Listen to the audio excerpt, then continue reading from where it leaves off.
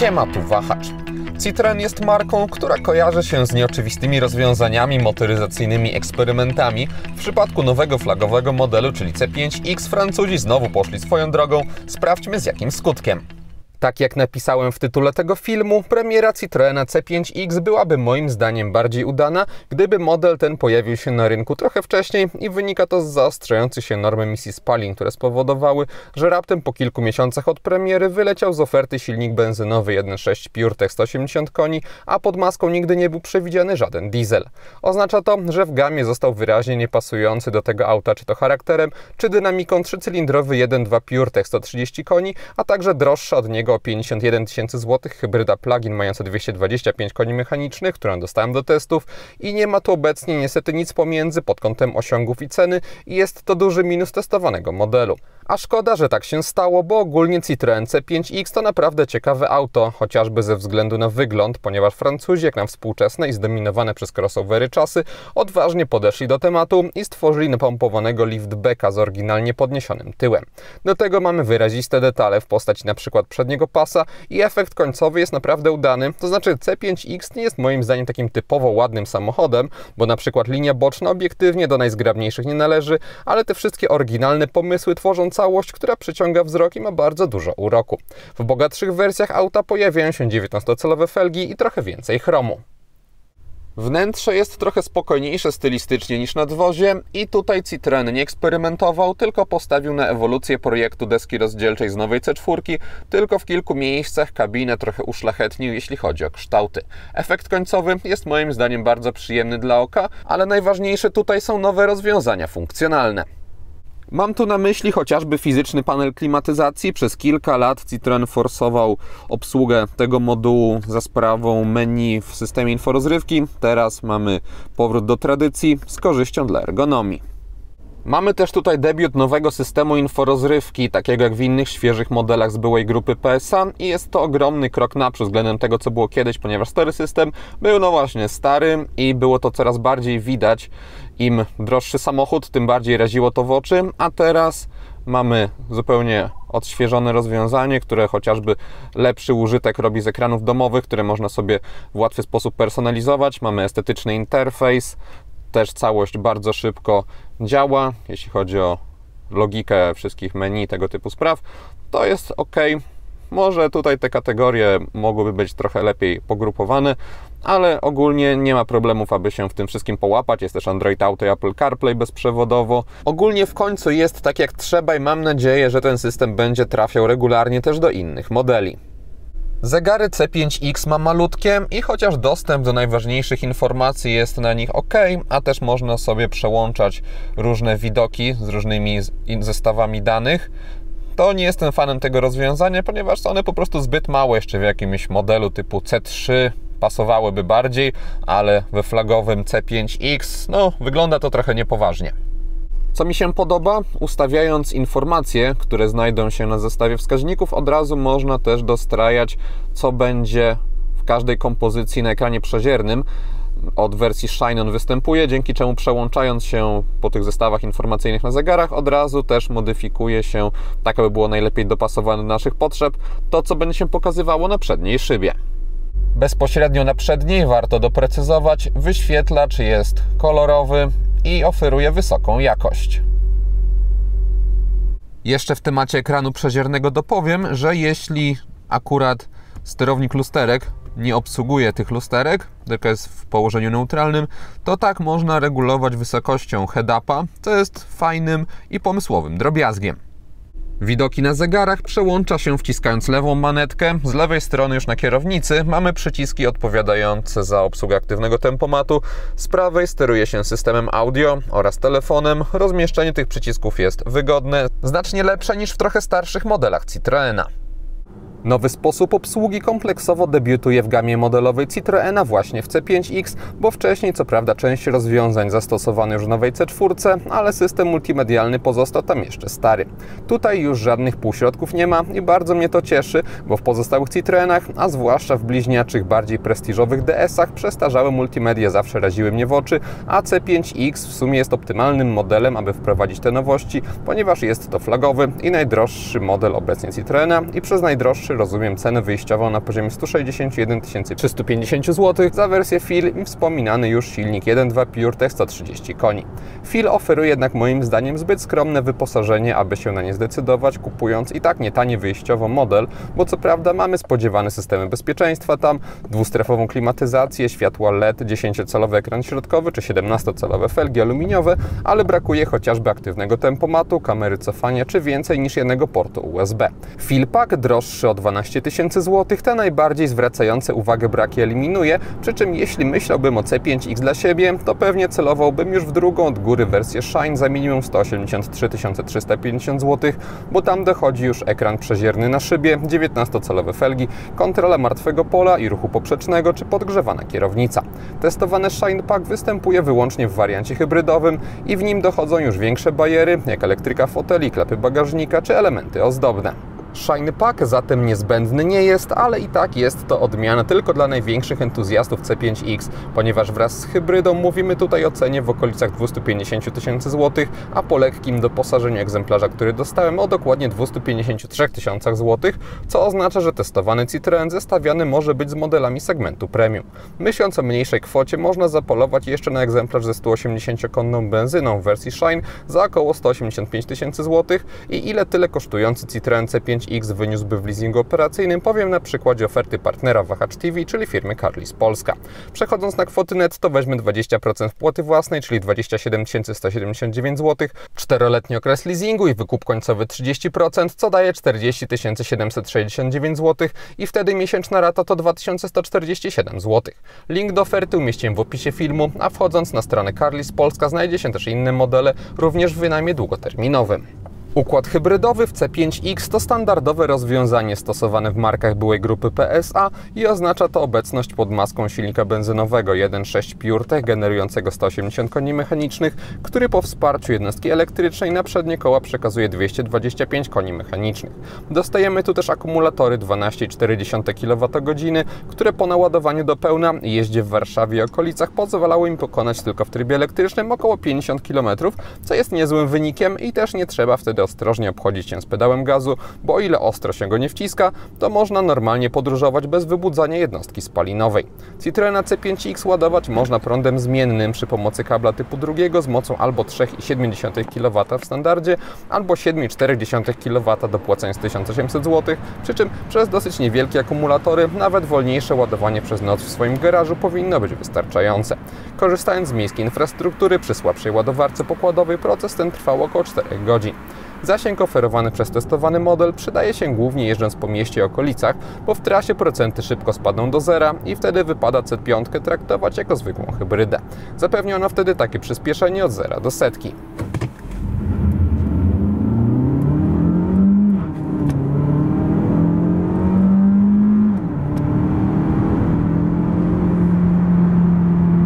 Oraz takie od 90 do 140 km na godzinę.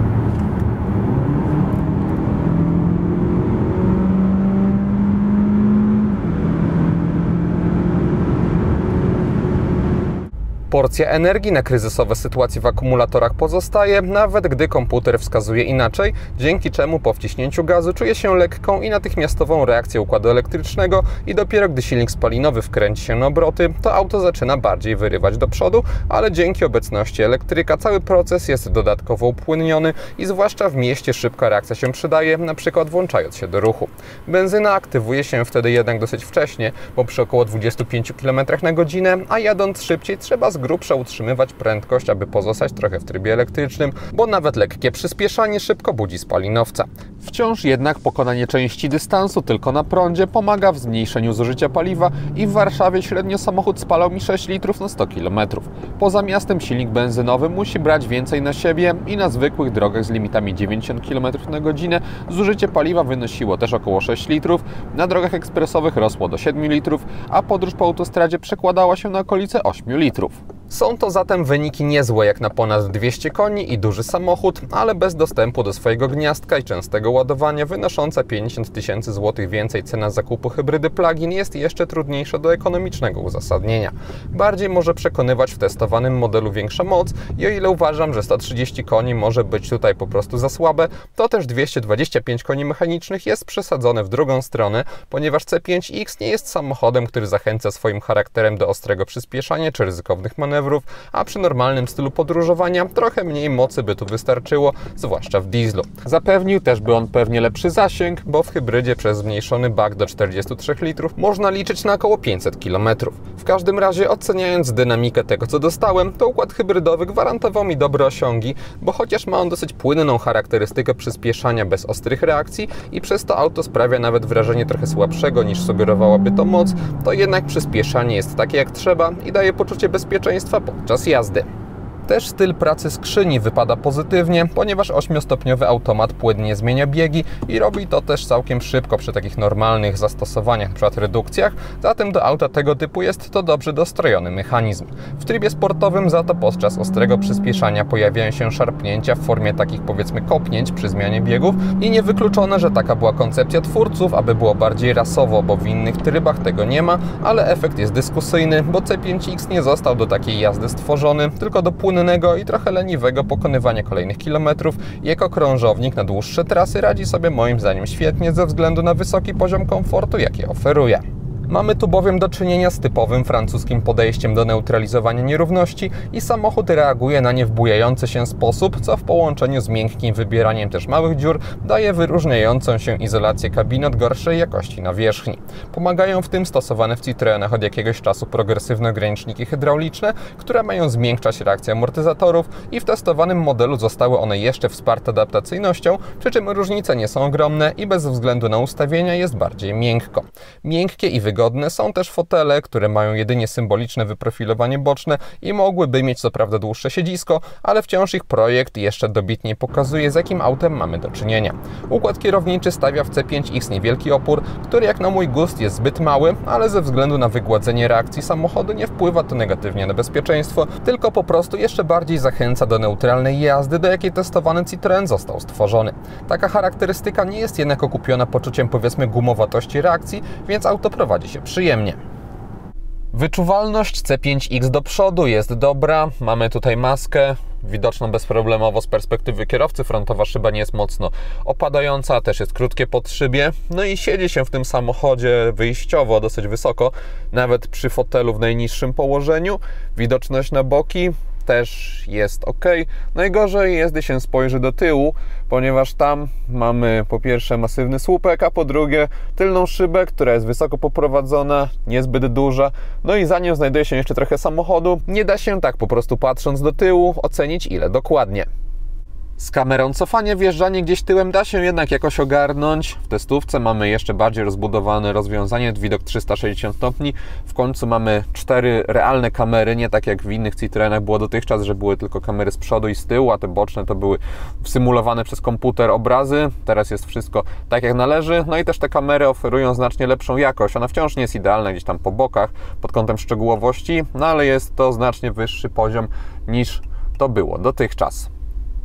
Mały opór stawiany przez kierownicę, o którym mówiłem wcześniej, jest jeszcze bardziej odczuwalny przy miejskich prędkościach, ponieważ manewrując testówką czułem się, jakbym podróżował w aucie wyraźnie mniejszym ze względu na dużą żwawość reakcji i właśnie lekko pracującą kierownicę i sprawia to, że naprawdę przyjemnie się tym modelem jeździ z niższymi prędkościami, bo nie czuje się tu ociężałości, której w sumie można by się spodziewać, bo C5X zdecydowanie do maluchów się nie zalicza, bo ma on 480 cm długości i 186 cm szerokości.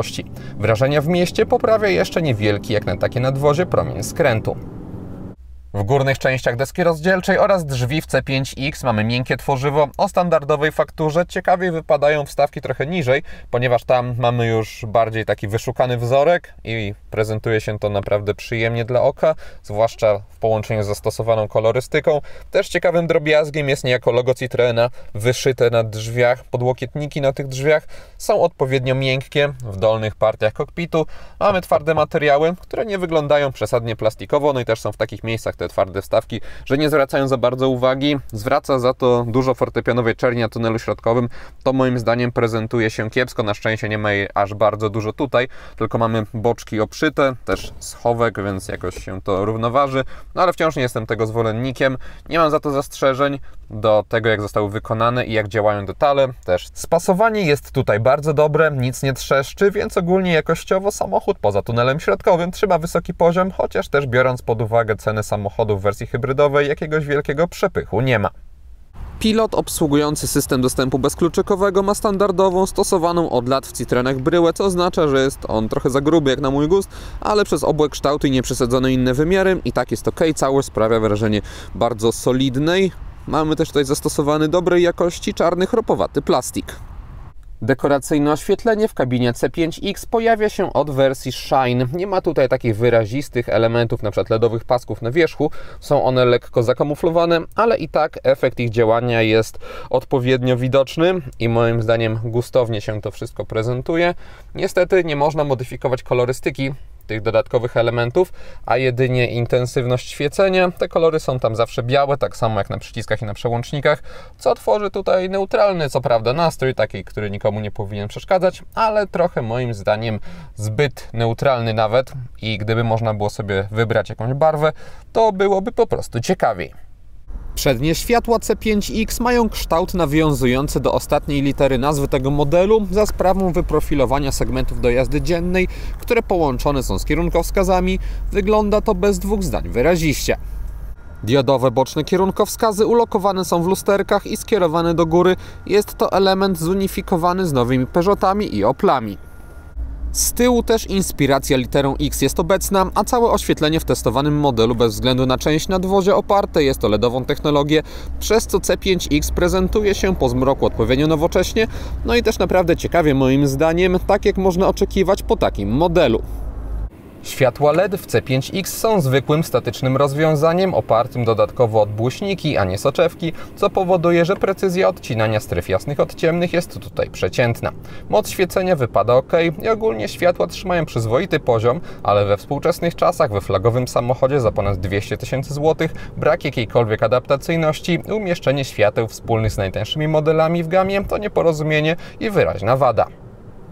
Z tyłu, gdy ustawiam przedni fotel pod siebie i siadam za sobą, to na nogi mam taki duży zapas wolnej przestrzeni. Nad głową też jest ok, nawet pomimo obecności szyberdachu, ponieważ wszystko, co z nim związane, kończy się tutaj, a głowa ląduje dopiero tutaj i nawet gdy się mocniej wyprostuję, to wciąż od podsufitki dzieli mnie taki bezpieczny margines. Tunel środkowy jest w testowanym modelu w niewielkim stopniu wystający. Pasażerowie tylnej kanapy mają do dyspozycji dwa porty USB-C.